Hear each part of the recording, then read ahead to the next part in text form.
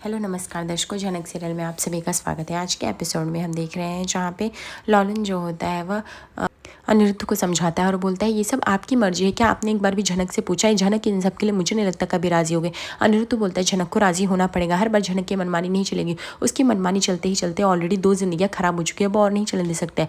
हर तरफ हर जहाँ उसको जहाँ मन होता है सेक्रीफाइस करती नजर आती, लेकिन अब मैं उसको नहीं करने दे सकता। लॉलन, आपको पता है ना झनक कितने कितने सबको सहाय, एक ब्राइट एक कॉन्फिडेंट लड़की जो कि इतनी यंग थी, सिर्फ 23 साल की, जिसने सिर्फ पढ़ाई किया था, उसको किस परिस्थितियों में मेरी शादी हो मुझे पता है। उस शादी को मैं सच ना मान सका, वो सच ना मान सके, लेकिन कहीं ना कहीं ये सच है कि झनक से मैं प्यार करता हूँ और वो भी मुझसे प्यार करती है।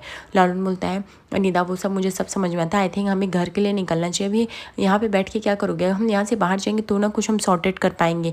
अनिरुद्ध बोलता है बिल्कुल नहीं लॉलंदा, आपको जाना है तो जाइए, मैं यहाँ पे झनक का वेट करूँगा, चाहे जितना वेट करना पड़े। झनक जाएगी ना सुबह यहाँ से, और वैसे भी मैं पब्लिक प्रॉपर्टी पे हूँ तो वो लोग मेरा कुछ भी नहीं बोल सकते हैं। आप जाओ, इफ़ अगर वो लोग कुछ आते तो मेरे पास आंसर रेडी है। लेकिन लॉलन बोलता है लेकिन आप फिर भी सोच लो ना क्या करना है। तभी हम देखते हैं कि झनक को थानेदार जो होती है वो लेके आती है और बोलती है कि सबको, झनक आज से तुम यहीं रहोगे इन लोग के साथ और कल सुबह जल्दी उठ जाना, ठीक है?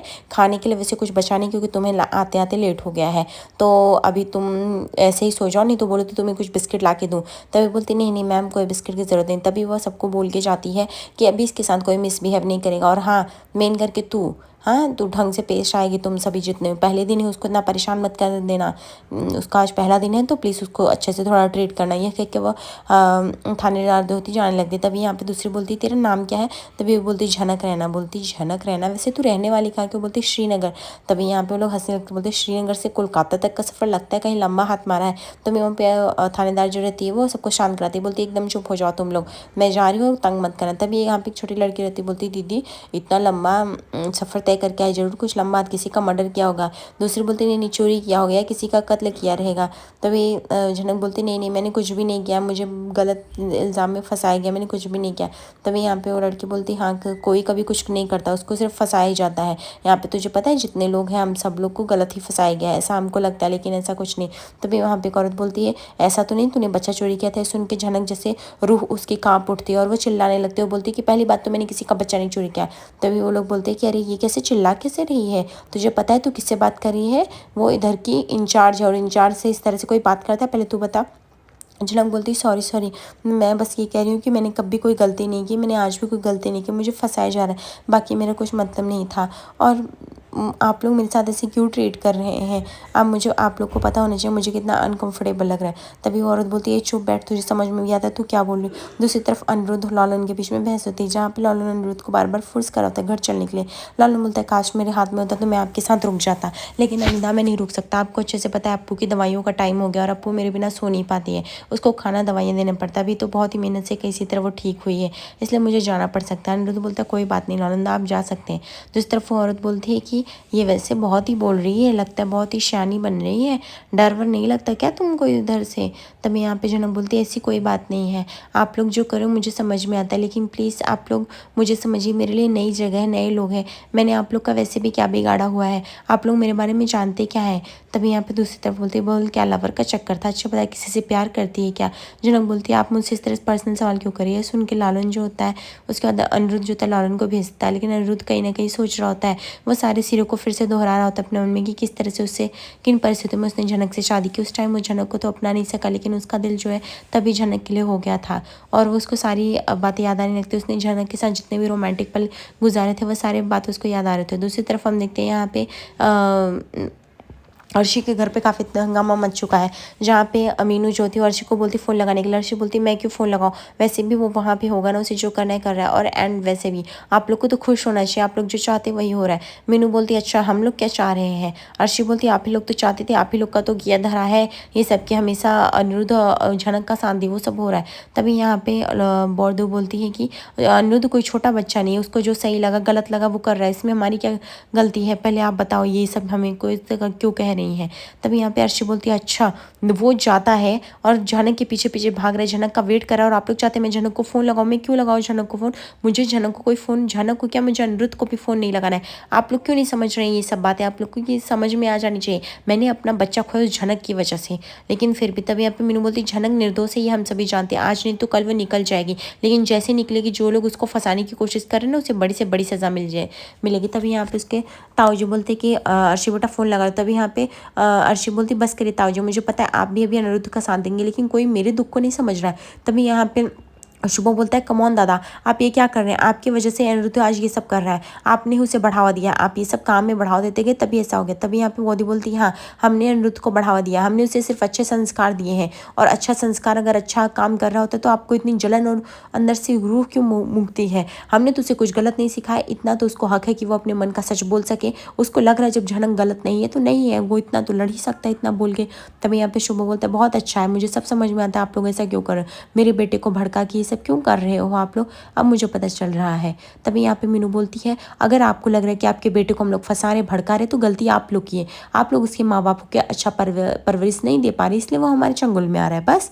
तब दूसरी तरफ हम देखते हैं यहाँ पे विपाशा को उसकी मॉम का फ़ोन आता है। तब यहाँ पे विपाशा जो थोड़ी डर जाती, बोलती मॉम आप, मैं तो डर ही गई थी, बोलिए ना क्या हुआ? तभी उसकी माँ बोलती तुझे पता है ना वो आदमी आज आया था और उसने कॉल किया, मुझे बोला 50,000 रुपये, नहीं तो वो तेरे पापा के सामने आके सारा सच बता देगा।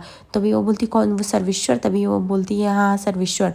तभी यहाँ पे विपाशा बोलती मैंने तो उसको पैसे दिए थे, मुझे लगा था वो 1 से 1.5 महीना तक चुप रहेगा, लेकिन वो फिर से चालू हो गया। तभी यहाँ पे उसकी माँ पूछती तूने कितने पैसे दिए थे बता? तभी विपाशा बोलती मैंने उसको कुछ 17,500 के आसपास दिए थे। तभी उसकी माँ बोलती वो उसका 1.5 महीना नहीं 1.5 घंटे में भी खत्म हो सकता है। तुझे क्यों नहीं समझ में आ रहा? तू जिस आदमी से बात करी, जिस आदमी से पंगा ले रही बहुत ही खतरनाक है, वो कुछ भी कर सकता है। तूने पैसे दिए ही तो दिए क्यों? विपाशा बोलती तो क्या करती माँ, वो मेरे ससुराल में आके सबको हंगामा मचाने वाला था कि मैं एक बदजलन माँ की बेटी हूँ, क्या मैं ये सब सह पाती? बिल्कुल नहीं ना, तो मुझे कदम उठाना पड़ा, इसलिए मैंने उसको पैसे दे दिए। और मैं क्या ही करती हूँ, उसको कोई ज्वेलरी दिया, मैंने उसको शांत रहने को भी बोला है। इवन मैंने उसको ये भी बोला कि मैं उसको झनक को भी दे दूँगी कुछ दिनों में। झनक लेकिन अभी पुलिस की कटगरी में है, लेकिन जैसे ही वो वहाँ से फ्री होगी मैं दे दूँगी। तब उसकी माँ बोलती तुझे क्या लगता है झनक को छूट पाएगी? मेरे पास बोलती वो सब मुझे तो नहीं पता। दूसरी तरफ झनक बोलती है अच्छा आप लोग बताइए, आप लोग यहाँ आने से पहले क्या करते थे? तभी वहाँ पे वहाँ की गार्ड बोलती है हम लोग तेरे जैसे लोग आते हैं नए ना मजाक उड़ाते हैं। तभी वहाँ पे जनक बोलती नहीं नहीं, मेरे कहने का मतलब है इससे पहले क्या करते हैं? अभी आप लोग क्राइम में आए ना, उससे पहले क्या करते हैं? उससे पहले कुछ तो करते होंगे ना, सिलाई कढ़ाई बुनाई, जॉब, पढ़ाई, हाउस वाइफ, कुछ तो होंगे ना। तभी वो लड़की बोलती हाँ हाँ इसको तो बहुत पता है। तो बोलती हाँ लेकिन तुझे उससे क्या लेना है?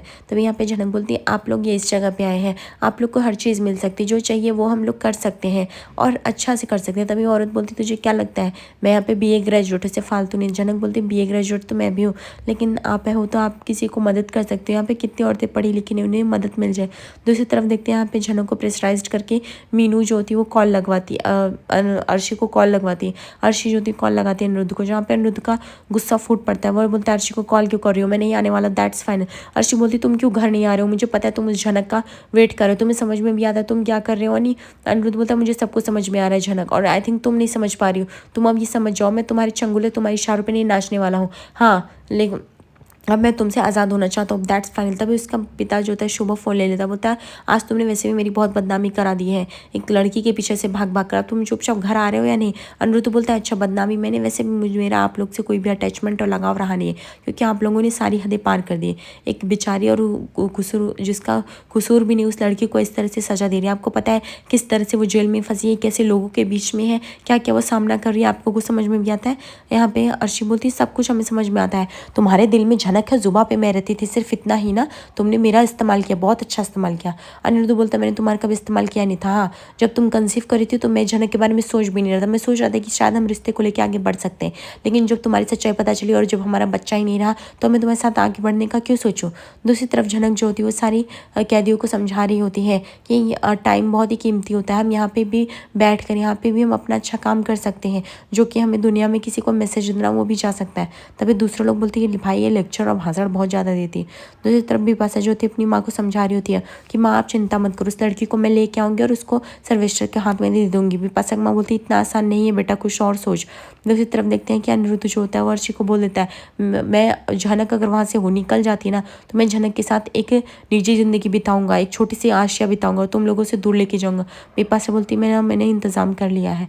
और अनिरुद्ध बोलता है और मैं तुमसे दूर हूँगा। यार अर्शी बोलती है मैं तुम्हें तलाक कभी दूंगी ही नहीं, तो तुम कैसे ये सब करोगे, मैं तुम्हें इतना जल्दी नहीं छोड़ना है। अनिरुद्ध बोलता है तुम मत मुझे तलाक दो, इतना तो फ्रीडम है कि तुम मुझे अपने साथ ज़बरदस्ती बांध के भी तो नहीं रख सकती, मैं कहीं भी जाके रह सकता हूँ झनक के साथ। तभी यहाँ पे उसके ताऊ जी बोलते हैं अनिरुद्ध बेटा तुम चाहे जो फैसला लोगे मैं तुम्हारे साथ हूँ। तभी यहाँ पे अर्शी बोलती हूँ कॉम ऑन, आप लोग को समझ में भी आ रहा है मेरा दिल टूट रहा है, मेरा घर टूट रहा है, मेरा पति एक दूसरी औरत का बाहर वेट कर रहा है, फिर भी आप लोग उसका साथ दे रहे, उसे बढ़ावा दे रहे। आप लोग एक औरत का दुख समझते भी हो या नहीं। तभी मीनू बोलती है अर्शी ये सब जो हुआ तुम्हारी कर्मों की वजह से हुआ, तुमने ये सब वरायता फैलाया, अगर तुम झनक के साथ ये सब नहीं करती तो शायद अनिरुद्ध आज तुम्हारे साथ ये सब नहीं कर रहा होता। अर्शी बोलती है अच्छा कम ऑन मीनू काकी, सिर्फ मुझे आप इतना बताओ अगर आपका पति आपके साथ ऐसा कर रहा होता तो आप क्या करती। मीनू बोलती है अगर मेरा पति ऐसा, पहली बात तो ऐसा करेगा नहीं, फिर ऐसा करता तो मैं उसके साथ रहने के लिए जिद ही नहीं करती। जहाँ पे मेरा प्यार नहीं, जहाँ पे मेरा कदर नहीं, उस घर में मैं रह के क्या करूँगी, मैं उसे छोड़ देती और वहाँ पे नहीं रहती। अर्शी बोलती है अच्छा वैसे आप लोग को कहना बहुत आसान है क्योंकि आप लोग के साथ बीत नहीं रही ना। अनिरुद्ध बोलता है कम ऑन अर्शी तुम कितना नाटक करती हो सब कुछ मुझे पता है, वैसे भी तुम अपने करियर पे ध्यान दो, तुम्हें वैसे भी ऊंची उड़ान भरनी है ना, और प्लीज़ अगर तुम अपने करियर पे ध्यान दोगी तो ही मेरे लिए बेटर रहेगा, तुम बार बार मेरा सर खाना बंद करो। दूसरी तरफ वो औरत बोलती है बस कर बहुत, तू क्या करती थी बता। यहाँ पे जनक बोलती है मैं पढ़ाई के साथ साथ थोड़ा बहुत डांस भी करती थी। तभी लोग बोलते हैं और छमिया नाच के दिखा। जनक बोलती है आप लोग मेरे ऐसे प्रोफेशन का मजाक उड़ा रहे, बट कोई बात नहीं मैं डांस कर सकती हूँ, मुझे डांस करने में बिल्कुल भी कुछ वो दो राय नहीं है, लेकिन मैं बस ये कहना चाहती हूँ कि आप लोग मेरे साथ ऐसा बिहेव मत करिए प्लीज़। अनिरुद्ध बोलता है कि जनक के साथ तुमने बहुत ही गलत किया अर्शी, लेकिन अब मैं और गलत नहीं होने दे सकता हूँ। मैं झनक को तुम लोगों से इस शहर से दूर लेके जाऊंगा और उसके साथ ही आशिया बिताऊंगा। मैं तुम्हारे साथ क्या इस परिवार को भी मैं छोड़ दूंगा, मुझे इस परिवार का फूटी एक दौलत कौड़ी भी नहीं चाहिए, सब तुम लेके रखो। अर्शी बोलती तुम ऐसा नहीं कर सकते अनिरुद्ध। अनिरुद्ध बोलता मैं इससे भी आगे तक जा सकता हूँ। अर्शी अभी तक तुमने जाना नहीं, तुम्हें लगा कि तुम हमेशा मुझे काबू में रख पाओगी। अर्शी बोलती वेट एंड वॉच, तुम देखना कल तक झनक छूटेगी नहीं, जब झनक जेल से बाहर आएगी नहीं तो तुम्हें तो मेरे साथ ही रहना पड़ेगा ना, मैं तुम्हें इतनी आसानी से नहीं छोड़ सकती। दूसरी तरफ बिपाशा की माँ बोलती तू सोच पहले झनक को कैसे निकालना है। यहाँ पे बिपाशा बोलती मैंने सोच लिया जैसे झनक बाहर अगर मान लो कल उसको बेगुनाही की साबित नहीं होती, मैं उसको बोलूँगी यानी किसी प्रॉब्लम में वो देखना दौड़ते दौड़ते आएगी, वैसे वो एक डेस्परेट लड़की को अभी एक जगह टिकी नहीं है, और जैसे वो भागते भागते आएगी पुलिस उसके पीछे आएगी और जैसे आएगी मैं उसको सर्वेश्वर के हाथ थमा दूंगी और दोनों मेरी ज़िंदगी से आउट हो जाएंगे, एक तरफ सर्वेश्वर और झनक, वैसे भी मुझे इन दोनों से मुक्ति मिल जाएगी, दोनों मेरी ज़िंदगी से बाहर हो जाएंगे। उसकी माँ बोलती बेटा तूने क्या बोला, तू सच में आज साबित कर दी कि उस शैतान की बेटी, उस शैतान का खून तेरे अंदर आज भी जिंदा है। तब यहाँ पे पैसा बोलती माँ आपने क्या कह रही है, अगर आप वो उसके प्यार में भागी नहीं होती, ना शादी करती, ना मैं आज पैदा होती और ना आज ये सब हो रहा होता, समझी। तभी हम देखते हैं यहाँ पे अनिरुद्ध जो होता है फ़ोन कट कर देता है और वो काफ़ी बेतहासा हो जाता है और वो सोचता है क्या करे सब क्या हो रहा है, और उसके बाद वो जो होता है मजबूर होकर वो गाना गाने लगता है। तभी सब लोग यहाँ पे झनक को डांस करने बोलते हैं कि लगता है तेरा आशिक जो है बाहर खड़ा होके गाना गा रहा है, आवाज़ देख क्या निकाल रहा है, चल तू भी नाच, जब तेरा आशिक इतना अच्छा गा रहा है तो तू तो नाच ही सकते हैं। उसके बाद झनक जो थी वो नाचना स्टार्ट कर देती, सब लोग उसको क्लासिकल डांस कराने को बोलते हैं। यहाँ पे अनिरुद्ध पूरी तरह से टूट गया है, अनिरुद्ध को पता है वो मन ही मन सिर्फ झनक को प्यार करता है, झनक भी उधर सिर्फ अनिरुद्ध के प्यार को महसूस करे, वो अनिरुद्ध की आवाज़ को मान लो अपनी बॉडी में महसूस करे और डांस कर रही होती है। अनिरुद्ध जो एकदम बेतहासा से पूरी तरह से टूट चुका होता है और रो रहा होता है।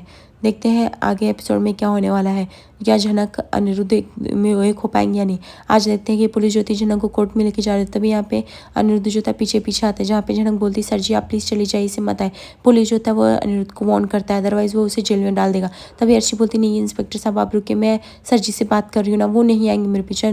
झनक समझाती है अनिरुद्ध को चले जाने के लिए, अनिरुद्ध बोलता नहीं झनक मैंने सोच लिया अगर तुम बाहर निकली ना चाहे जैसे, मैं तुम्हें लेके इस शहर से दूर चला जाऊँगा, मैं तुम्हारे साथ एक छोटा सा अपना परिवार बसाऊंगा, दैट्स फाइनल। लाइक और सब्सक्राइब करिए दोस्तों आगे एपिसोड पे, धन्यवाद।